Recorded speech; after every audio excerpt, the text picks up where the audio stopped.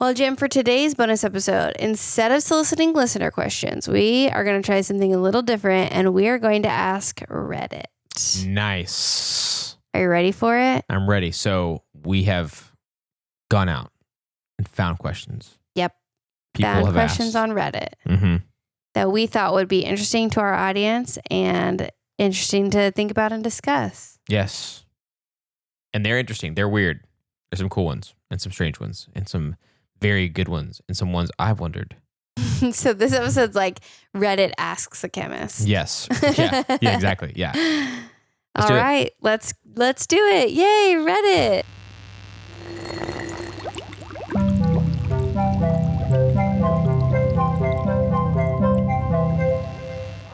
Hey, I'm Melissa. I'm Jam. And I'm a chemist. And I'm not. And welcome to Chemistry for Your Life. The podcast helps you understand the chemistry of your everyday life. Reddit Bonus. edition. Reddit edition. Oops, I changed it without asking. It's okay. All right, It's great. both. It's bonus and Reddit. So, That's so true. okay. Are you ready for the first one? Yes. This one is from very popular subreddit, Explain It Like I'm 5, which, you know, we've all wanted things explained like we're 5. That's what I try to do here. So, moles in chemistry, Explain It Like I'm 5. Hey guys, I'm struggling to understand the concept of moles. And isn't mole spelled differently, by the way? No, I think it's spelled like Spelled that. like that? Oh, Yeah. Nice. And was hoping someone could explain it a lot easier than in previous posts. I understand that a mole is something means that there is 6.022 times 10 to the 23rd of that something, similar to the idea of 1 dozen equals 12 things. But I don't quite understand when, for example, 1 mole of nitrogen is 14 grams. If 1 mole of nitrogen means that there is 6.022 times 10 to the 23rd nitrogen atoms, how does 1 mole of nitrogen equal 14 grams? Is it saying that 6.022 times 10 to the 23rd nitrogen atoms, 1 mole of nitrogen is equal to 14 grams, since the mass of a nitrogen atom would be super small? And so we use moles to convert it into a reasonable mass for easier calculations. Hope that wasn't too confusing. Thanks, everybody. Yes, so that is the molar mass of nitrogen. So 1 atom of nitrogen isn't 14 grams.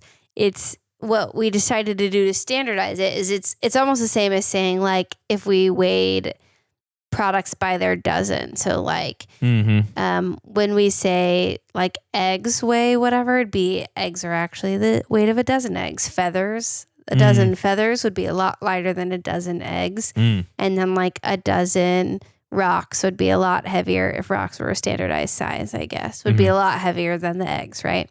So that's what on the periodic table, those little numbers that give the mass is actually the molar mass. So we have just standardized and said, if you take 6.022 times 10 to the 23rd nitrogen atoms, they will weigh this much. And if you take that many hydrogen atoms, for nitrogen it's 14, for hydrogen it's like about 1 gram. So it's the grams per 1 mole of something. Can I add a question to this? Yeah. Okay, so like I learned about this in high school. And I apologize to Miss Pittard because what I'm about to ask probably is like something she definitely taught me. But why is it such a random number? Is it because he worked backwards? Mr. Mole worked backwards for something and he was like, I want hydrogen to be a really easy one.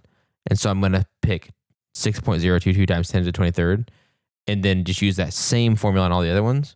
Because unless that was the goal, I'm like, why is this the number? Okay, I had to Google to make sure, but according to Florida State University, this is what I thought. It is basically what you described.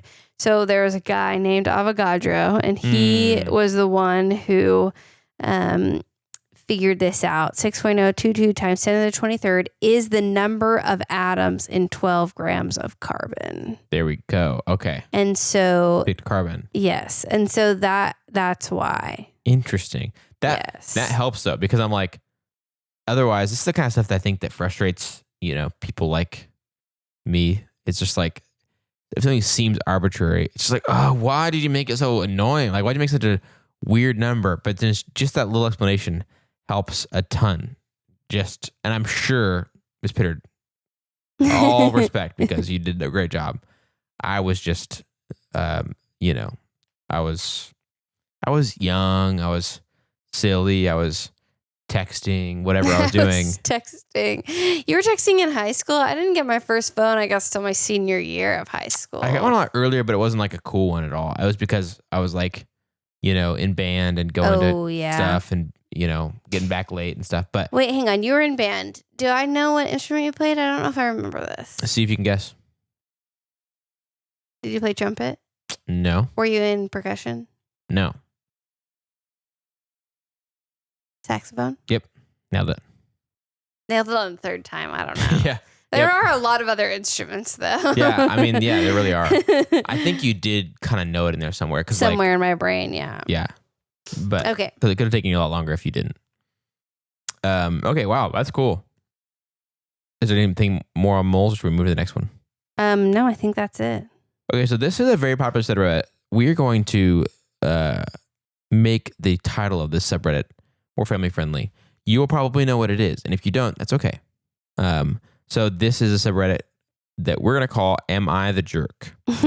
Where people ask questions genuinely wondering, am I the one who was the jerk, the mean person, the whatever in this scenario? And they pose the question, they explain the story, and ask for people's input, which, you know, pretty helpful, honestly. It is helpful, honestly. Although sometimes Reddit's responses are not helpful. Yeah, right.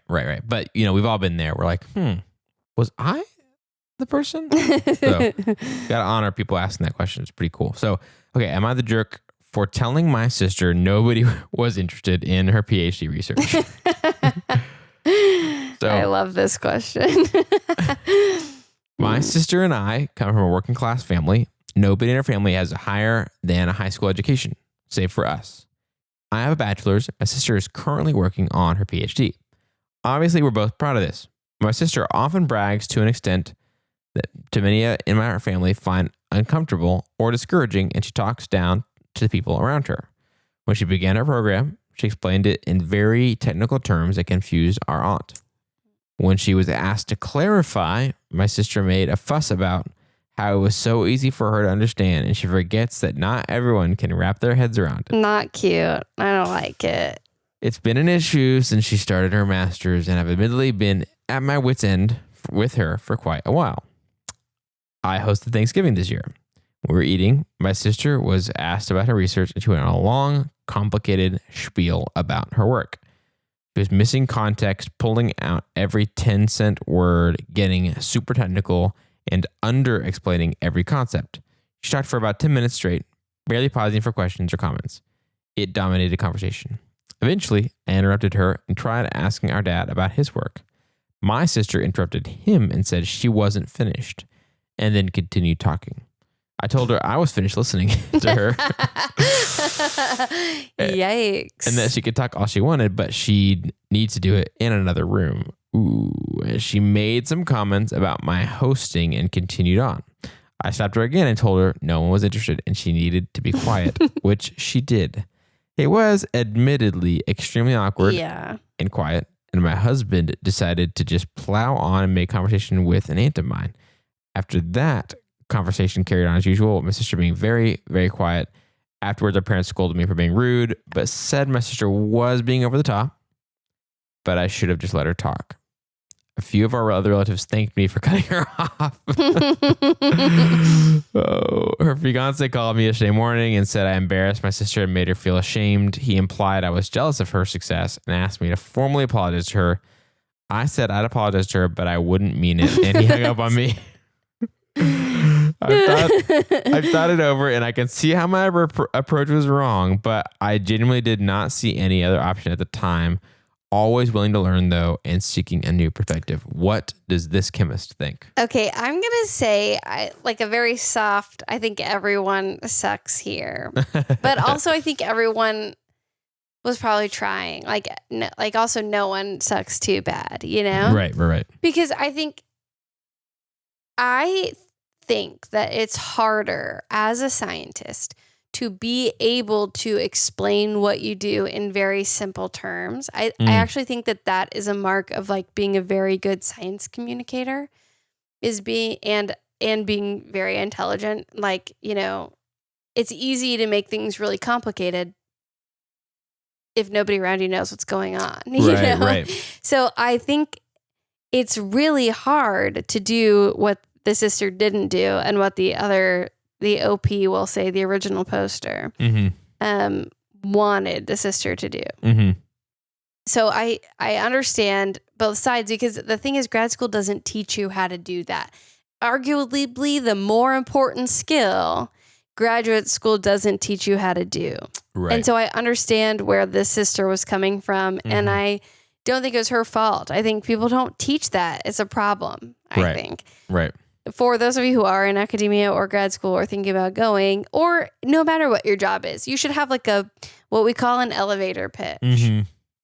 If you're on an elevator and somebody asks what you do for your job, be able to explain it in very simple terms. Like, when I was in the OChem lab, I'd be like, oh, I work on making new molecules that are able to basically capture the sun's energy to eventually turn it into electricity. That would be the long-term goal. But we're just working on the energy capturing part right now. And if people want to ask more questions, they can, but always give them the out. And so it's just hard, because I really see where the sister is coming from, of like, this is so boring to listen to, and you're not saying anything that's helpful, and it feels like you're talking down to us. That's not the goal, right? Right. You want people to be able to understand and to enjoy without making them feel. Sometimes when people use those big words, I feel less than, and I even do have a PhD. Right. But sometimes I think that can come from two things, which is, one, either not having a good social awareness of like, oh, this isn't really hitting. People aren't really getting this. Or I haven't practiced being able to communicate this in this way. Or kind of on the other side, I think it can come from insecurity. And so like, maybe coming from a family where not very many people have gotten a PhD, you have to like prove that you deserve to be there, prove that you're smart enough to your family, who you feel like, maybe your family's, I don't know, they like judge you for it, or maybe you're not good enough, or I don't know. There's all kinds of reasons you could feel that way, but I feel like I've seen either of those, like, oh, they haven't really practiced that, or they're not really getting it, that it's not hitting with these people, or I want to seem impressive, so I'm going to sort of like bolster myself up. Yeah. And neither one of them is very helpful. So it's hard. It is really hard. I really do have empathy for the sister who has the research and is working at that level, but I also understand how miserable it is to be on the other side of that. Yeah, and it's hard because I was thinking like the way she started initially trying to change the subject was like really gentle, just like what about you, Dad? How's your work going? And I think in these kind of settings, that's kind of, when you're thinking on your feet, it's kind of the best you can do, right? But then when that didn't work, it seems like it kind of ended up going the route of like kind of classic sibling skirmish, like just we like with our siblings sometimes have the remnants of that, the kind of fighting we would do as kids or whatever. And saying things like, well, you can talk all you want, but you got to talk in the other room. Yeah. Is this the kind of thing? In your 30s. You probably just wouldn't say to a different relative, maybe, or like a friend. Or a friend.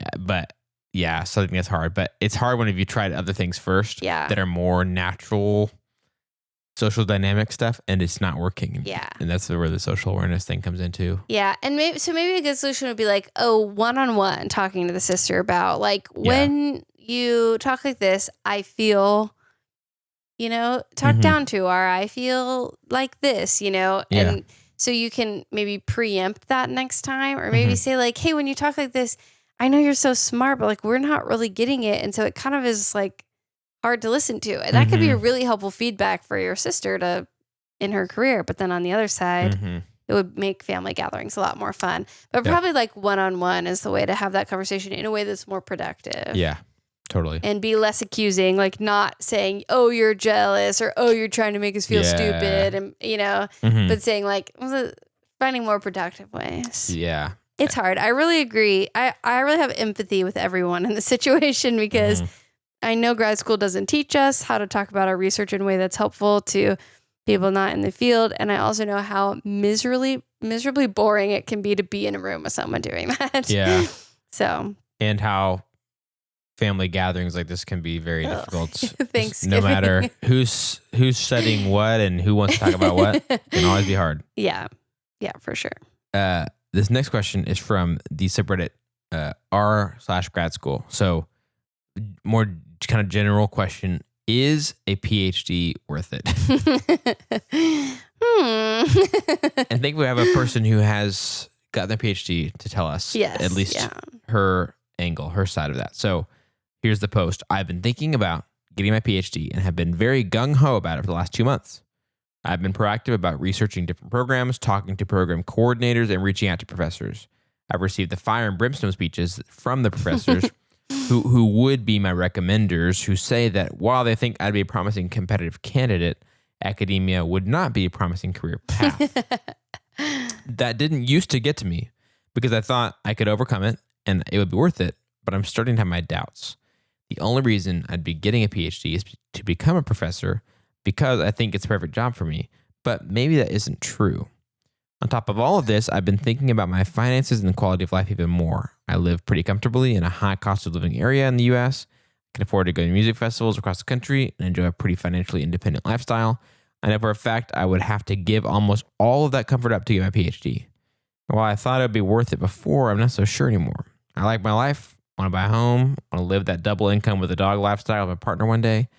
Additionally, of all the programs I've looked at, there's only one that feels like an obvious fit for my research interests, which adds to my discouragement in applying.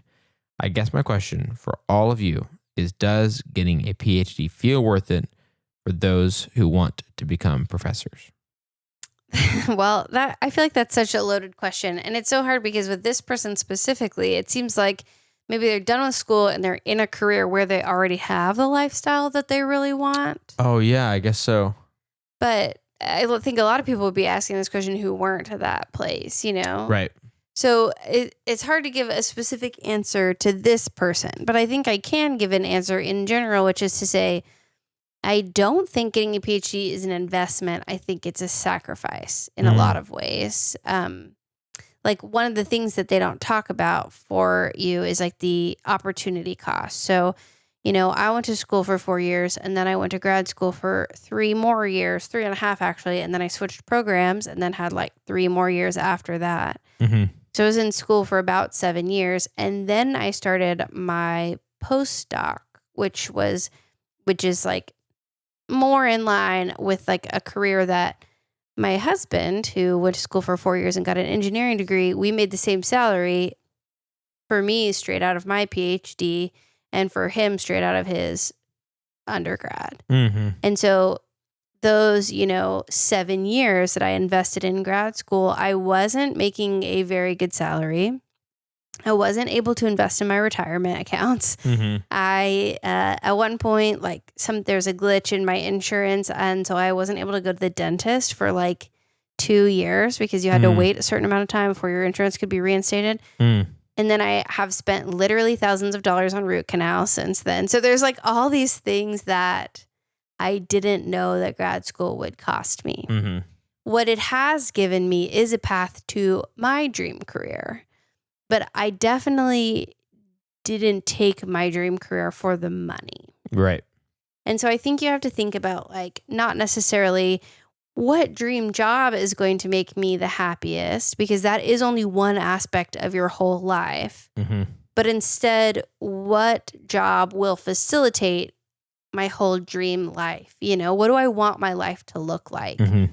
And for some people, I think that is having a job that I'm really passionate about and I don't really care about the money, and then just enough money to have this certain lifestyle with my partner. Mm-hmm. For other people, I think that's I want a job that I love and I want to make a lot of money and I don't really care too much about my home life. Or I think for me, what I realized is I want a job that I'm passionate about, but I also want enough time and flexibility that I can spend time with my partner and with, if I have kids, and with my friends and their kids, and mm-hmm. So I want a job that offers a lot more flexibility and I care a lot less about the money, right? So It sounds to me like that's kind of what this person is wrestling with. Mm-hmm. And I think for them, I don't know why they think being a professor would be the perfect job for them, but it sounds like their advisors who really care about this person, who know them, don't agree that it would be the perfect job for them. And there's a lot about being a professor that I think is glamorized. It's like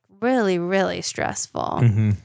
So it's hard for me to give feedback to this specific person, but I will say for anyone thinking about going to grad school, it's hard. It's a lot. It's a sacrifice. And in some ways it is an investment because you get to get a job that you want, but it's not an investment in like, I think for a lot of professors, you end up making at the top end around 100,000, maybe into the 120s, but it's not a lot and it's not soon. It's after like 5 years of grad school at least, and then another 2 years of postdocing, and then you get to the higher salary. And usually you have to get tenure before you get that, which is another really stressful process. And then you get towards the, so it's kind of like when people talk about doctors making a lot of money and it's like, but before they made a lot of money, they got into a lot of debt, and like most of them, and so it's one of those things where you can't just look at a salary and be like, awesome. Not that person says that, but I think people like me from the outside might be like, professors are making all kinds of money and having tenure and stuff. And it's like, well, they also sacrificed a bunch of years and made not much while they were in those years of getting it, right? And like for me, I don't regret it. For me, it was worth it to get a PhD because I want a job that I love. And I think teaching people is a job that I love. And I have a lot more avenues to teach people in a way that's a lot more satisfying than teaching like at high school level. So for me, I'm like, yep, I have a job that I love. It was definitely worth it. But I don't know for this person, or for a lot of people, is it really necessary for you to have this thing for the career that you would love that helps facilitate the lifestyle overall that you want? Yeah. It's tough. It's a tough ask. Can I add this little update that they put? Oh, sure. Yes. I love an update. I think it was better to hear your answer first, but they said, update, edit. I hear the overwhelming consensus is don't pursue this. Don't pursue this. Heard. So I guess other people were like, don't do it. I wonder if there was more information like in the comments of explaining like what that person does and what field they're in and stuff. That was the kind of stuff that would be helpful to know, but But everybody's like, no, abort. Yeah. It is definitely, it's an investment, but it's also sacrifice. That's funny. That's a good thing. Okay. Well, do we have any more? I think that might be all of them. That's it for this one. Great. Well, if you guys like this, I think we're going to plan to do more of these. I think we might keep them mostly on our on our YouTube channel for our Reddit readings, and then go back to regular bonus episodes in the future, and probably also make them available for our patrons. Yeah. So if this is a hit, you can find them on our YouTube channel. And then if you're one of our patrons, you'll find them there. But we may not put them in our typical podcast feed. We'll do our usual bonus episodes there. So let us know what you think. Yeah. Let us know. If you're obsessed with them, maybe we'll put them here too. Who knows? We love to hear from you. Yes, absolutely. Vote in your reviews. Yes. And some of you guys do. So how should we close out? I don't know. How do we normally? Yeah, just the usual. Okay.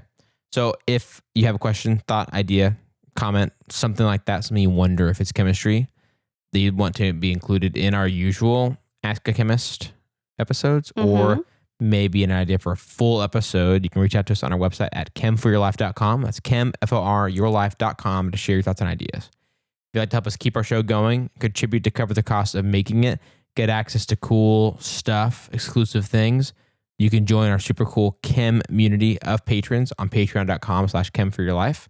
That's patreon.com/chemforyourlife to help keep the show going and to be in our little chem community and get to know us better, us get to know you better, that kind of stuff. It's a lot of fun, so you can do that. But if you're not able to, you can still help us by subscribing on your favorite podcast app, rating, writing a review in Apple Podcasts, and I think actually Spotify added reviews now, so review there too. Nice. And you can also help us by subscribing to our YouTube channel and throwing a comment over there too. Those things help us to share chemistry with even more people, help to spread the chemistry love around. So please do that. This episode was made possible by our financial supporters over on Patreon. It means so much to us that you want to help make chemistry accessible to even more people.